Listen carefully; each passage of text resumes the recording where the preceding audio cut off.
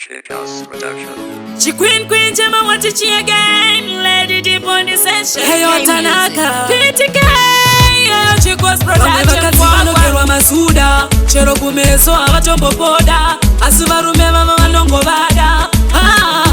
iwa ukutsikane ndaneta ndakambozama kupfeka mini ndikazvishinya nemachini asi unongotsvaga mainini vangu unoda kuti ndiitese kuenda kuchikoro ndikati pamwe unoda mukadzi akadzidza kutora nguva yangu ndichipoda ndaifunga kuti uchandiona unondikika kunge pora kundipusha separa kundishungurudza pa una undirora wakundisema nekuti ndakazvara vana vako iwewe vamwe vakadzi vanokerwa masuda chero kumeso avatombopoda asi varume vava vanongovada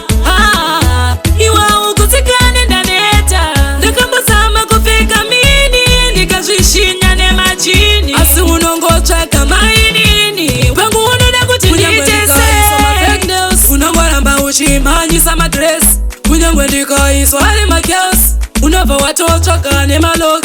naiwe yapero wandisakadza sehembe yemupero uri kutsvaga kaita sei waunoda akaita sei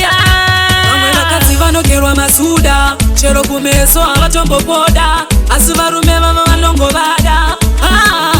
iwa ukutsikane ndaneta ndakambozama kupfeka mini ndikazvishinya nemachini asi unongotsvaga mainini vangu unoda kuti ndiitese kuenda kuchikoro ndikati pamwe unoda mukadzi akadzidza kutora nguva yangu ndichipoda ndaifunga kuti uchandiona unondikika kunge pora kundipusha separa kundishungurudza pa una undirora wakundisema nekuti ndakazvara vana vako iwewe vamwe vakadzi vanokerwa masuda chero kumeso avatombopoda asi varume vava vanongovada iwa ukutsikane ndaneta ndakambozama kupfeka mini ndikazvishinya nemachini asi unongotsvaga mainini vangu unoda kuti ndiitese unongoramba uchimhanyisa madress kunyangwe ndikaiswa ari makels unobva watotsvaga nemalox